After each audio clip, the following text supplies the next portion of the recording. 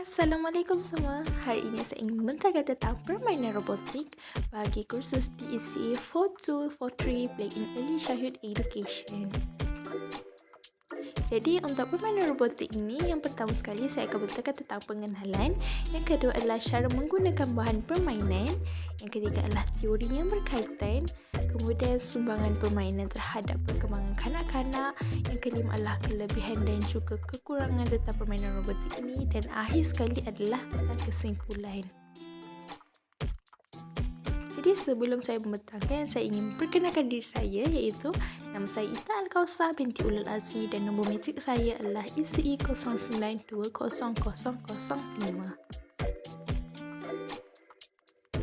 Jadi untuk pengenalan, saya akan membentangkan tentang yang pertama sekali ini adalah nama permainan.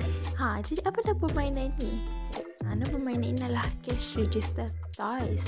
Jadi yang kedua pula adalah kesesuaian umur kanak-kanak untuk bermain adalah 3 tahun ke atas.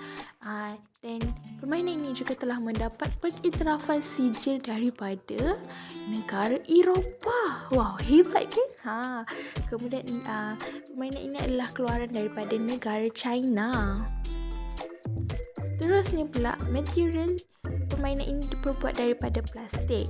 Saiz dan juga berat permainan ini adalah 14 cm kali 32 cm kali 15.5 dan juga berat adalah 0.86 kg. Warna terdapat dua warna, iaitu olive dan juga coral, dan harga pasaran adalah paling rendah kita boleh dapat RM66 dan yang paling mahal boleh mencecah sehingga RM180. Di mana pula nak dapatkan permainan ni? Kita boleh dapatkan di online shopping, iaitu kita boleh dapatkan di Shopee ataupun Lazada dan juga Alibaba dan seakan dengannya. Seterusnya adalah cara menggunakan Cash Register Toys ni. Bagaimana kita nak gunakan? Yang pertama sekali, kita mula-mula kena letak bateri AA dulu dekat tapak permainan, baru dia boleh hidup kan.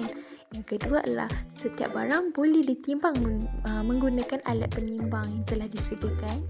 Kemudian barang yang ingin dibayar boleh diletakkan di atas conveyor belt, kemudian tekan pada butang yang telah disediakan dan barang tersebut akan maju ke hadapan. Wow, nampak kan dia punya elektronik tu? Kemudian kita boleh scan scan kod yang terdapat pada tepi setiap barang. Kemudian kalau kita nak bayar, kita boleh swipe je kad pada tempat yang telah disediakan semasa kita nak bayar tu. Seterusnya pula adalah sekiranya ia membayar menggunakan wang tunai, kanak-kanak boleh menekan pada butang open untuk memasukkan duit ke dalam cash register drawer yang telah disediakan. Selain itu, boleh juga scan QR code yang terdapat di telefon bimbit. Telefon bimbit ini telah disediakan. Kita boleh scan pada tempat yang telah disediakan kat tepi tu je. Kemudian yang terakhir sekali, boleh tekan pada simbol muzik untuk memainkan pelbagai-bagai lagu yang ada. Ada banyak lagu yang disediakan di situ. Jadi kanak-kanak boleh je tekan yang mana-mana yang mereka suka. Bagi teori apa pula yang terlibat berkaitan dengan alat permainan ni kan, betul tak? Jadi yang pertama sekali adalah teori oleh Sarah Smilenski 1968. Menurut beliau terdapat 4 kategori peringkat permainan. Jadi permainan cash register ini termasuk pada peringkat permainan dramatic or symbolic play.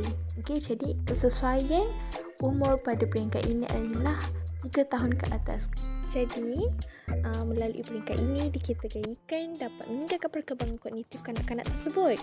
Jadi sini jelaslah bahawa kanak-kanak yang bermain permainan cash register di fasa dramatic play ini dapat membantu mereka melakonkan watak tu secara dengan semula jadi watak tersebut. Seterusnya pula adalah Marison 2000. Kemudian Spodek 1973, Piaget 1962. Jadi menurut ahli-ahli teori ini, bermain ialah salah satu aktiviti semula jadi bagi kanak-kanak ni. kenapa semasa ini mereka meneroka dan belajar melalui aktiviti bermain? Kerana mereka tengah berimajinasi semasa mereka bermain tu. Jadi oleh itu semasa kanak-kanak ini bermain, cash register ini mereka berimajinasi berada dalam watak disebut sebagai juruwang. Jadi itu jelaslah terbukti bahawa yang mereka ni bermain sambil berimajinasi. Akhir sekali, Rubin dan Howell 1986, Christy Gervais dan Bray 1998. Jadi, menurut kajian daripada ahli-ahli teori di atas ni, melalui bermain dengan individu lain dapat menyesuaikan perwatakan dan mereka juga dapat memberikan pendapat mereka sendiri melalui dengan bermain. Hal ini melalui bermain dan cash register toys tu dapat meningkatkan perkembangan sosial kanak-kanak kerana di sini kanak-kanak belajar untuk mengawal diri dalam melakukan perwatakan mereka tersebut. Selain itu, melatih juga perkembangan komunikasi kerana berlakunya dua interaksi semasa mereka bermain, dua komunikasi. Seterusnya, tentang sumbangan cash register toys ni terhadap perkembangan kanak-kanak. Perkembangan apa yang terlibatkan ketika diorang bermain? Jadi yang pertama adalah perkembangan fizikal. Kenapa perkembangan fizikal? Diorang ada main lari-lari ke? Tak. Jadi permainan fizikal ni kan ada dua. Satu motor kasar dan juga satu motor halus. Jadi melalui permainan ini, motor halus yang terlibat. Kerana apa? Kerana mereka mengengkamkan barang tersebut. Jadi itu adalah satu aktiviti yang melibatkan motor halus. Kemudian mereka juga menekan pada butang yang ada. Jadi itu juga adalah salah satu daripada aktiviti motor halus. Jadi hal ini kanak-kanak juga dapat meningkatkan kekuatan otot tangan mereka. Betul tak? Kan? Yang kedua pula adalah perkembangan kognitif yang terlibat semasa kanak-kanak ini bermain cash register toys.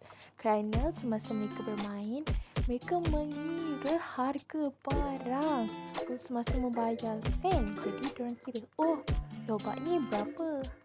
Jadi diorang kena bayar berapa? Kalau lobak tu jadi harga RM1, kenalah bayar RM1. Betul tak dekat cashier? Jadi yang nombor 2 adalah klasifikasikan barang. Jadi diorang dapat membezakan, carrot ni kategorinya sayur, strawberry kategorinya buah. Jadi di situ terdapat mereka boleh mengklasifikasikan barang tersebut. Yang ketiga pula adalah perkembangan komunikasi. Sebab apa? Sebab semasa mereka bermain ni berlakunya interaksi dengan rakan-rakan mereka. Kan mereka bermain bersama kan, macam tadi. Dia tanya berapa harga lobak ni. Jadi itu adalah juga salah satu interaksi yang berlaku. Jadi yang kedua, dapat membina dan mendengar perkataan baru. Di sini sebab apa? Sebab mungkin mereka bermain dengan ibu bapa mereka kan. Jadi mungkin ibu bapa mereka mengeluarkan perkataan-perkataan yang baru. Jadi di situ terdapatnya new learning.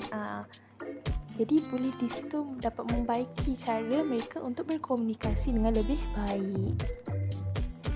Akhir sekali adalah perkembangan sosial emosi yang terlibat semasa mereka bermain cash register toys.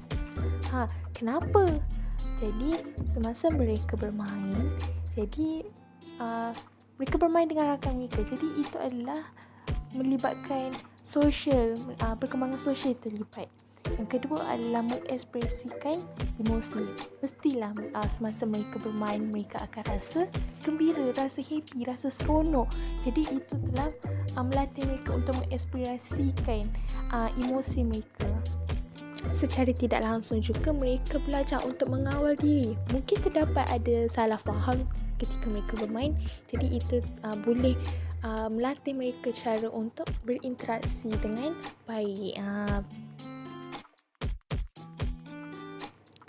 Seterusnya saya akan terangkan tentang kelebihan alat permainan ini. Yang pertama sekali, alat permainan ini mempunyai 25 aksesori. Wow, hebat kan? Ada 25, banyak kan? Jadi 25 aksesori ini termasuklah dengan barang-barang. Ada sayur, ada duit shilling, ada telefon bimbit juga diorang dapat.